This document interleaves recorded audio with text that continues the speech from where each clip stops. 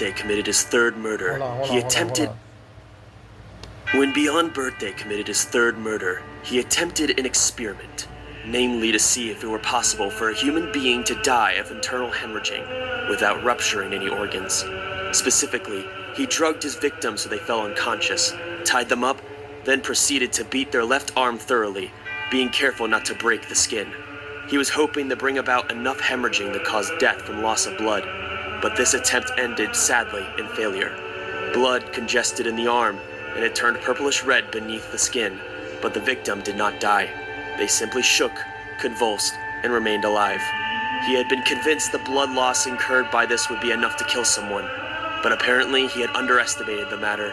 As far as Beyond Birthday was concerned, the actual method of murder rated fairly low on the amusement scale, and it was never more than an interesting experiment. It did not particularly matter to him whether it succeeded or not. Beyond Birthday simply shrugged and took out a knife. No. Not this style, not this narrative voice. I'll never manage to keep up this arc tone all the way through. The harder I try, the more bored I get and the lazier the writing will be.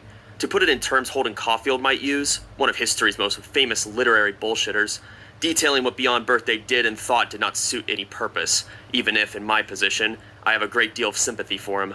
Explaining the entirety of his murders in carefully phrased sentences does not in any way increase the value of these notes.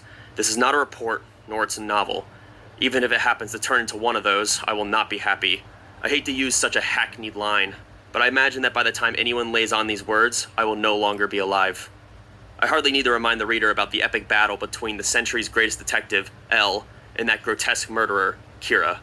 The instrument of death was a little bit more Please listen to the way...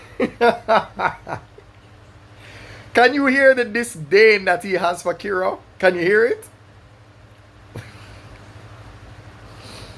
You see, oh God, hold on. Let me fix my lighting. Hold on. I don't know if this is any better. I don't think so. Anyhow, this is the prologue. We're not gonna make it past the prologue, right? Because I don't want to spoil this for you, right?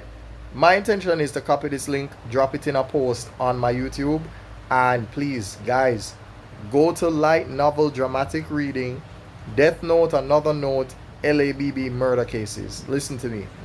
I've said everything that I could say about the things I love and hate about Death Note, but this, if Death Note is a 9 out of 10, this is a 12.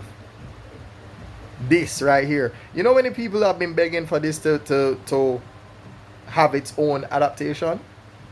People have been begging for this to be an anime. Begging. Petitions. You understand? Anyway, I'm not going to take too long. We're going to get through the prologue, and when we're done, we have a discussion, yeah?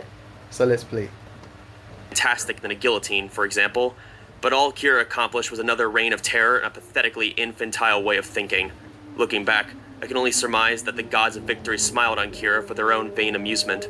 Perhaps these gods actually